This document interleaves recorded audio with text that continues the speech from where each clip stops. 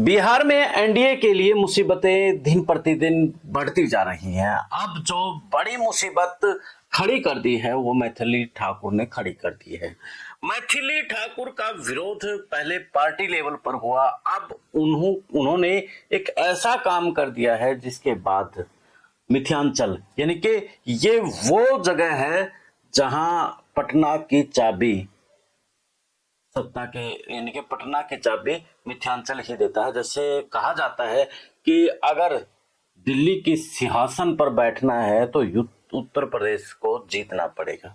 तो ऐसा ही कुछ अब बिहार में भी हो रहा है। और बिहार में ऐसा क्या कर दिया है मैथिली ठाकुर ने कि अब उनका जो विरोध है पार्टी से अब जनता के बीच में जा करके घुस गया है।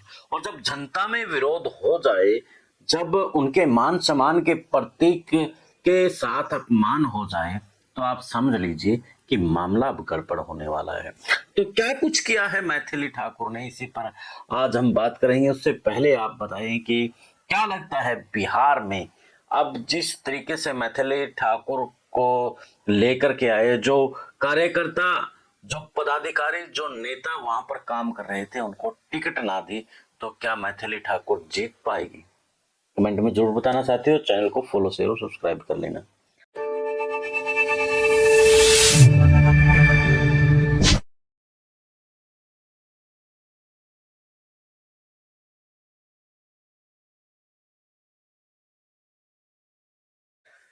सभी को नमस्कार, मैं आपके साथ कुलदीप खंडेलवाल और आप देखना शुरू कर चुके हैं भारत इलेक्शन वॉच।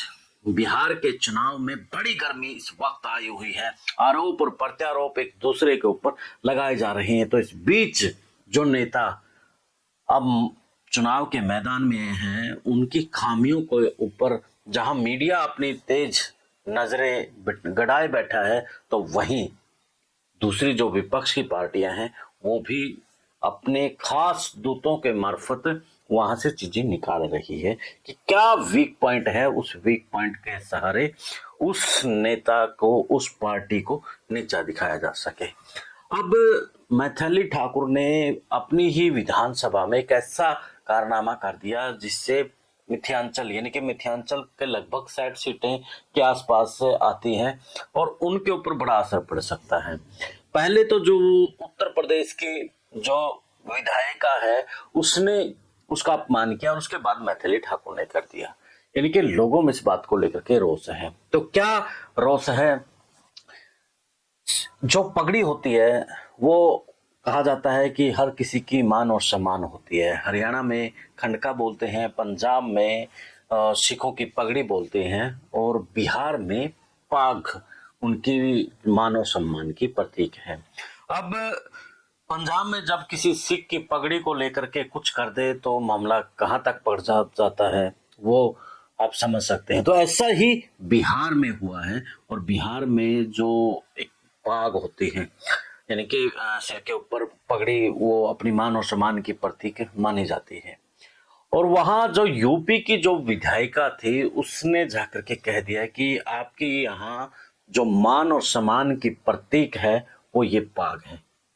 और ये पाग है क्या, यानी कि जनता से पूछती है, जनता कहती है हाँ, तो वो कहती है कि पाग नहीं है, आपके मान और सम्मान की प्रतीक ये मैथिली ठाकुर है। तो लोगों ने उस बात को कहीं ना कहीं इग्नोर कर दिया, उस जो अपमान था उस अपमान के घोंट को पी लिया। लेकिन उसके बाद जब मैथिली ठाकुर अपनी गाड़ी में बैठी थी और उस वक्त वो मखाने खा रही थी, तो मखाना खाते खाते लोगों की नजर पड़ी कि वो मखाना उस पाग के अंदर डाल के खा रही है। तो लोगों का गुस्सा देखने लायक था कि ये हमारी पाग का आप अपमान कर रहे हैं। तो जहां टिकट मिलने से जो यानी कि मैथिली ठाकुर को टिकट दे दी गई, उससे बीजेपी के कार्यकर्ताओं, नेताओं में एक गुस्सा था और वहां पर जनता में भी गुस्सा, अब डबल गुस्सा। अब देखने वाली दिलचस्प बात यही है कि अमित शाह वैसे तो हर जगह मैनेज कर लेते हैं, क्या यहाँ भी वो मैनेज करेंगे? क्योंकि अब अपने कार्यकर्ता, पदाधिकारी, नेताओं से बात अब नेताओं के बीच में जाकर, जनता के बीच में जाकर के खड़ी हो गई है। तो उस जनता को समझाना बड़ा मुश्किल होता है, क्योंकि मान सम्मान के ऊपर बात आकर के खड़ी हो जाए। और इस देश में जब परंपराओं को लेकर के या जो अपनी मान और सम्मान के प्रतीक है उनको लेकर के अगर कोई कुछ कह दे तो फिर वो सहन करना बड़ा मुश्किल हो जाता है। तो ऐसे में मैथिली ठाकुर को लेकर के इसलिए आए थे कि जो मिथिलांचल है उसका एक विधानसभा से दूसरे विधानसभा के ऊपर बड़ा असर पड़ेगा, लेकिन यहाँ पर जो बाजी है वो पलटती नजर आ रही है। तो देखने वाली बात ये रहेगी कि मैथिली ठाकुर का जो ये पाक का अपमान है वो कितना नुकसान करेगा या फायदा करेगा, ये हम फिर आपको बताते रहेंगे। और जो मिथिलांचल का जो क्या खेल है, 60 के लगभग जो सीटें हैं तो उनका क्या कुछ अहम रोल रहता है, तो हमारी नेक्स्ट वीडियो देखना जरूर। मिलते हैं फिर एक नए मुद्दे के नए विश्लेषण के साथ। जय हिंद, जय भारत, जय हरि।